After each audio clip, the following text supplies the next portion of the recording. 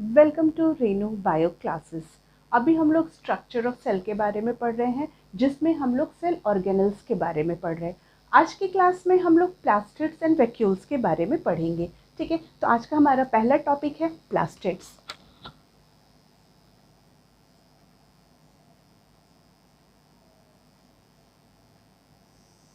पहले इसका स्ट्रक्चर देखते हैं हम लोग।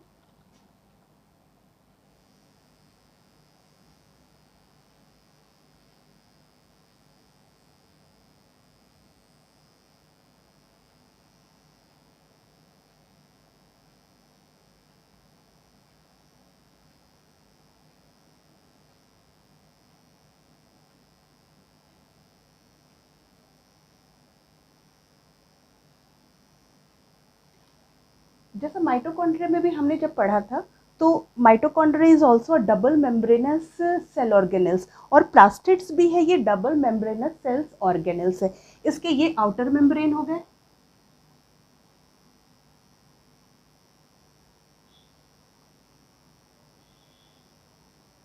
this one is inner membrane,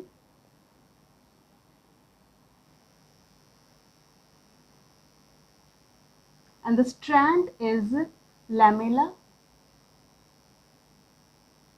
and this is folded sheet is granum, and the space, this one is stroma. This is stroma. This is the structure, biological structure of plastids. It is also a double membranous structure, outer membrane, inner membrane. This is lamella and this is granum. Between lamella is the connection between two granum. Granum को दो granum को combine करता है, कौन करता है? lamella. और ये granum क्या है? जो granum is the site of light reaction during photosynthesis. ये ग्रैनम क्या करेगा? लाइट रिएक्शंस, मींस इसमें ही ये जो हम लोग शीट्स देख रहे हैं, इसमें ही क्लोरोफिल प्रेजेंट होता है। इसमें ही ये शीट्स में क्लोरोफिल प्रेजेंट होता है, क्लोरोफिल प्रेजेंट होता है। And granum is the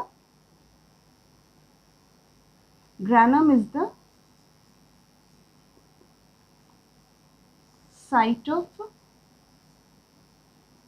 light reaction during photosynthesis। अब ये ग्रैनम में है, ये लाइट रिएक्शन, मतलब जब सनलाइट के प्रेजेंस में रिएक्शंस जो होते हैं, फोटोसिंथेसिस होते हैं, तो उसको कौन हेल्प करता है? ग्रैनम हेल्प करता है। और ये स्ट्रोमा में क्या क्या प्रेजेंट होता है? इसमें डीएनए प्रेजेंट होगा, स्टार्च प्रेजेंट होगा, और राइबोसोम्स प्रेजेंट होते हैं, ribosome. And stroma is the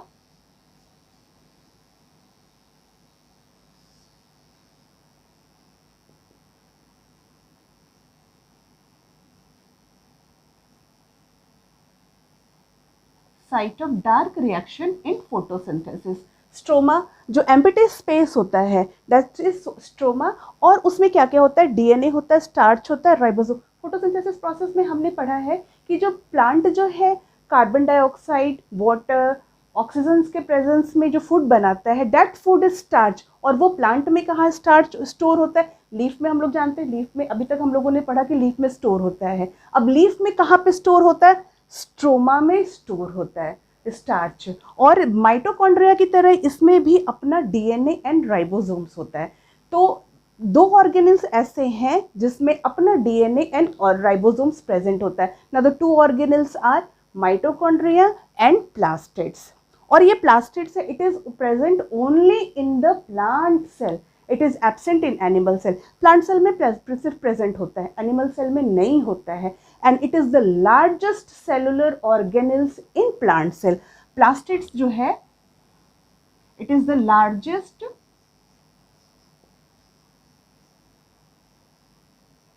cellular organelles in plant. आपको याद होगा largest cellular organelles in animals कौन है? माइटोकॉन्ड्रिया। और प्लांट्स में क्या है? प्लास्टिड्स। ठीक है, और ये प्लास्टिड्स को, इसके टाइप्स देखिए क्या क्या है। इसको 3 ग्रुप्स में डिवाइड किया गया है।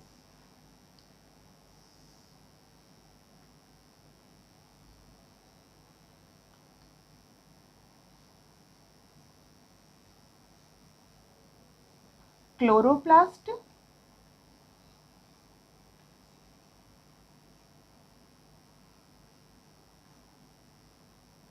Chromoplast,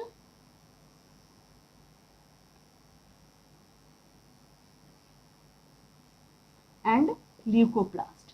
Plastids are of 3 types: chloroplast, chromoplast and leucoplast. Chloroplast is green in color.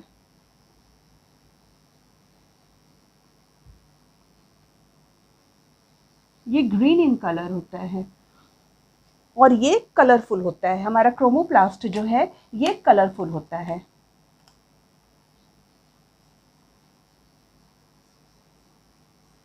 Colourful होता है और हमारा जो ल्यूकोप्लास्ट है ये कलरलेस होता है।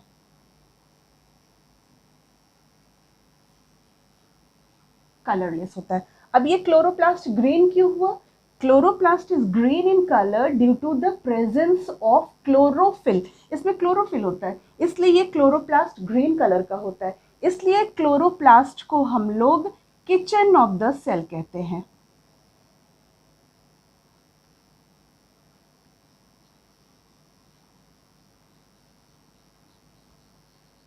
किचन ऑफ द सेल कहते हैं क्लोरोप्लास्ट को।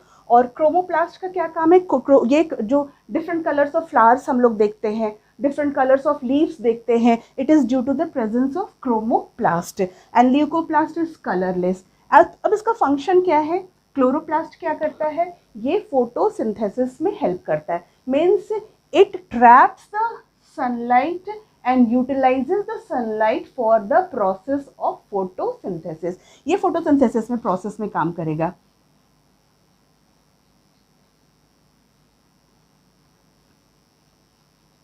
photosynthesis में काम कर रहा है। क्रोमोप्लास्ट क्या करेगा?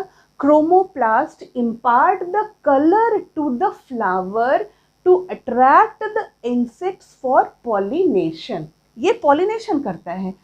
अब एक वर्ड आ रहा है, what is pollination? Pollination pollination होता है transference of pollen grain from anther to stigma is called pollination. Pollen grains जो फ्लावर में होते हैं वो एंथर से स्टिग्मा में जाते हैं बर्ड्स के थ्रू, या फिर डिस्पर्सल होता है पॉलन ग्रेन का through insects, that is known as pollination. तो पॉलिनेशन के पेटल्स जो फ्लावर्स के पेटल्स होंगे वो कलरफुल होते हैं, तो उससे क्या होता है? इंसेक्ट अट्रैक्ट होते हैं और पॉलिनेशन प्रोसेस होता है। ल्यूकोप्लास्ट क्या होता है? ये कलरलेस होता है। जैसे पोटैटो है, स्वीट पोटैटो है, इसको काट के देखिए, इसके जो लिक्विड प्रेजेंट होते हैं वो क्या होगा? कलरलेस होता है। तो ये क्या काम करता है? ल्यूकोप्लास्ट क्या करता है? ये स्टोर क्या करता है? प्रोटीन को स्टोर करेगा, स्टार्च स्टोर करेगा और कार्बोहाइड्रेट को स्टोर करता है। मतलब तीनों जो हमारे प्लास्टिड्स हैं तीनों का अलग अलग काम होता है। क्लोरोप्लास्ट क्या कर रहा है? फोटोसिंथेसिस में हेल्प कर रहा है। क्रोमोप्लास्ट क्या करेगा? पॉलिनेशन में हेल्प करेगा। और ल्यूकोप्लास्ट क्या करेगा? स्टोरेज का काम करता है। ठीक है, this is all about plastid. Now our next topic is vacuoles.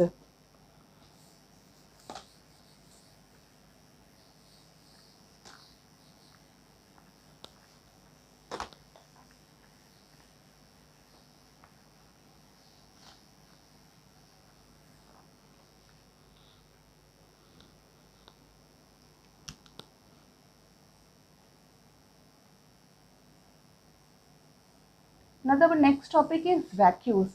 Vacuoles are small sac-like structure that store the liquid and solid content. ये पूरे सेल में, इवन प्लांट सेल में भी प्रेजेंट है, एनिमल सेल में भी प्रेजेंट है। ये क्या क्या काम करता है? स्टोरेज सैक का काम करेगा, किसी चीज़ को स्टोर करने में काम करेगा। किस चीज़ को स्टोर करेगा? सॉलिड और लिक्विड कंटेंट को ये स्टोर करके रखता है। अब जैसे कोई भी सेल है, जैसे ये हमारा एनिमल सेल है, इसमें छोटे छोटे रहेंगे, इस तरह से सैक लाइक स्ट्रक्चर रहेगा। और ये क्या कर, ये वैक्यूल्स होते हैं और स्टोरेज का काम करता है। अब से यूनिसेलुलर ऑर्गेनिजम्स हैं, पैरामीशियम हो गए, अमीबा हो गया, वो सब में जो फूड कंटेंट होता है वो कहाँ स्टोर होता है? वैक्यूल्स में स्टोर होता है। तो in unicellular organisms food are stored in vacuoles. Examination में एमसीक्यूज में क्वेश्चंस रहते हैं कि foods in unicellular organism where foods are stored, तो आंसर क्या है? Yes, vacuoles. वैक्यूल्स में स्टोर रहता है। ठीक है। एनिमल सेल में क्या होता है? ये बहुत स्मॉल होते हैं। इन एनिमल सेल काफी, ये बहुत स्मॉल नंबर होते हैं, बहुत स्मॉल इन साइज होते हैं, स्मॉल इन साइज होंगे, छोटे छोटे पूरे सेल में प्रेजेंट होते हैं। इनका काम बस स्टोरेज का काम होता है। यूनिसेलुलर के फूड कंटेंट को ये स्टोर करके रखता है। लेकिन प्लांट सेल में क्या है? प्लांट सेल में क्या है? ये काफी बड़ा होता है। ये इवन पूरे सेल का 50 to 90% वॉल्यूम ऑक्यूपाई करता है। और जैसे ये हमारा ये प्लांट सेल है, अब ये सेंट्रली लोकेटेड रहेगा और काफ़ी बड़ा रहता है। पूरे सेल का 50 to 90% कंटेंट करता है ये वैक्यूल से। वेट के अकॉर्डिंग, सेल का वेट के अकॉर्डिंगली 50 to 90% इसका वेट रहता है। अब चूंकि ये सेंट्रली लोकेटेड होता है तो उसके सारे ऑर्गेनल्स जो है ना, ये बाहर थ्रू मतलब बाउंड्री की तरफ पुश्ड आउट हो जाते हैं। अब यहाँ पे इसके आपके राइबोसोम्स रहेंगे, यहाँ पे एंडोप्लाज्मिक रेटिकुलम होगा, यहाँ पे mitochondria in the form of dictyosome present होगा। तो सारे ऑर्गेनल्स जो होंगे टुवर्ड्स द बाउंड्री के पास रहते हैं। क्यों रहते हैं बाउंड्री के पास? Because vacuoles are large in number and it is located centrally in the plant cell. ठीक है, ये काफ़ी नंबर बहुत ज़्यादा रहता है। और इसका मेन फंक्शन क्या होता है? इट प्रोवाइड्स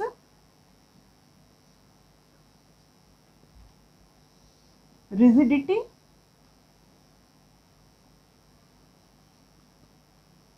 and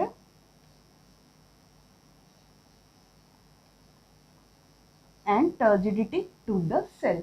मतलब रिजिडिटी और टर्जिडिटी सेल्स को प्रोवाइड करता है। रिजिडिटी और टर्जिडिटी क्या होता है? ये क्या करता है? प्लांट्स को स्ट्रॉन्ग बनाता है। मतलब इजीली बेंड भी हो जाएगा और स्ट्रॉन्ग भी होगा। मतलब जैसे कुछ हमें ब्रांचेस को उससे फ्रूट्स लेना है, हम लोग इजीली बेंड कर देते हैं, लेकिन ऐसा नहीं कि हमने बेंड किया और वो टूट गया। नहीं, वो बेंड किया, फ्रूट्स लिया, फिर वो अपने वापस पोजीशन पे आ जाता है। It is due to the presence of vacuoles.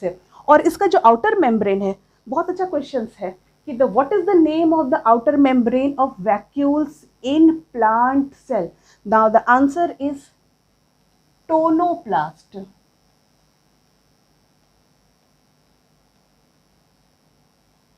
Vacuoles के आउटर मेम्ब्रेन को हम लोग टोनोप्लास्ट कहते हैं। ठीक है, ये हमारा आज का वैक्यूल्स हो गया ना। The last topic of today's, और we say this chapter is difference between plants and animal cell.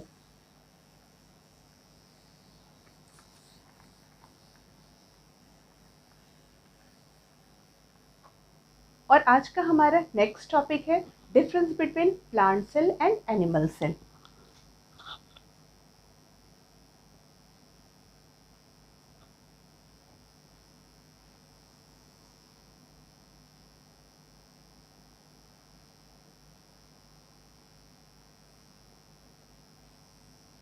Now the first is, it is very small in size.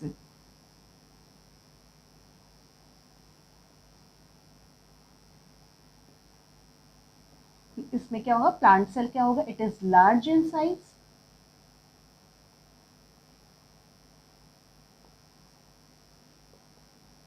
It is large. Plant cell is large in size and animal cells are very small in size. Second one is vacuoles are small in size.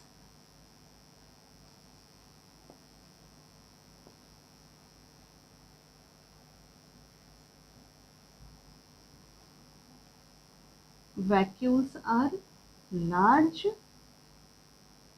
in size and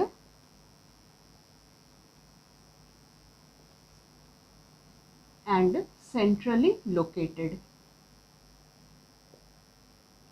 animal cell में vacuoles जो होता है वो कहीं भी होगा, पूरे cell में डिस्ट्रीब्यूटेड होगा, लेकिन प्लांट सेल में क्या होगा? वो सिर्फ सेंटर में ही होगा। इसलिए प्लांट सेल्स में वैक्यूल्स जो होता है 50 to 90% पूरा वेट ले, प्लांट सेल का वेट के बराबर उसका वेट होता है। इसलिए vacuoles are large in size and are centrally located, ये सेंट्रली लोकेटेड होता है, जिसके कारण ऑर्गेनल्स जो होते हैं वो बाउंड्री की तरफ डिस्ट्रीब्यूट हो जाते हैं। Now the third is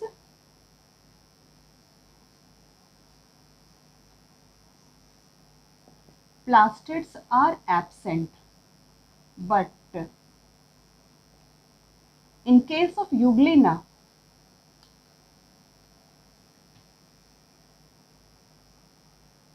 plastids are present. Euglena में क्या है, plastids present होते हैं।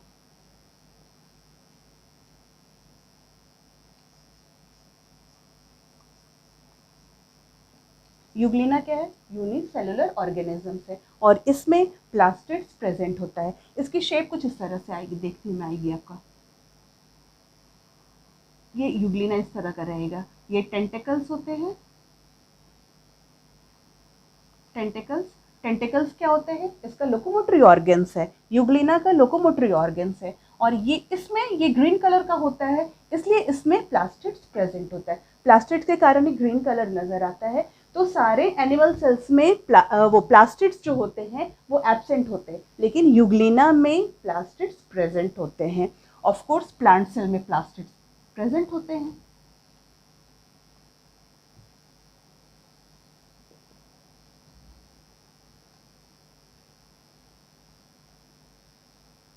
Plastids are present. Now the fourth one is single and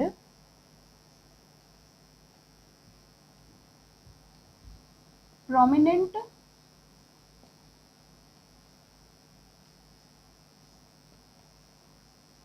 Golgi body is present. मतलब हर सेल में एक ही सिंगल गोल्गी बॉडीज प्रेजेंट होगा, लेकिन एनिमल प्लांट सेल में क्या होगा, many Golgi bodies, many small unit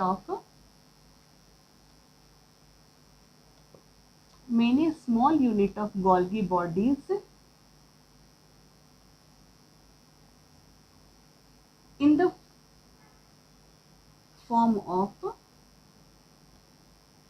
in the form of dictyosome.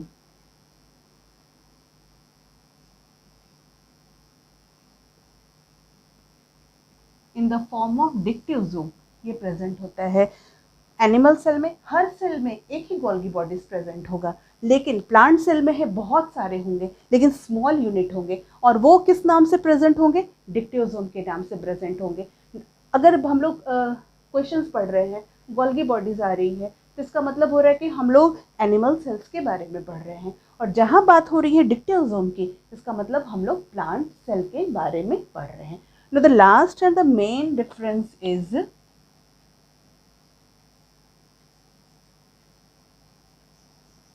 cell wall is absent. Animal cell में cell wall नहीं होता है और प्लांट सेल में क्या है,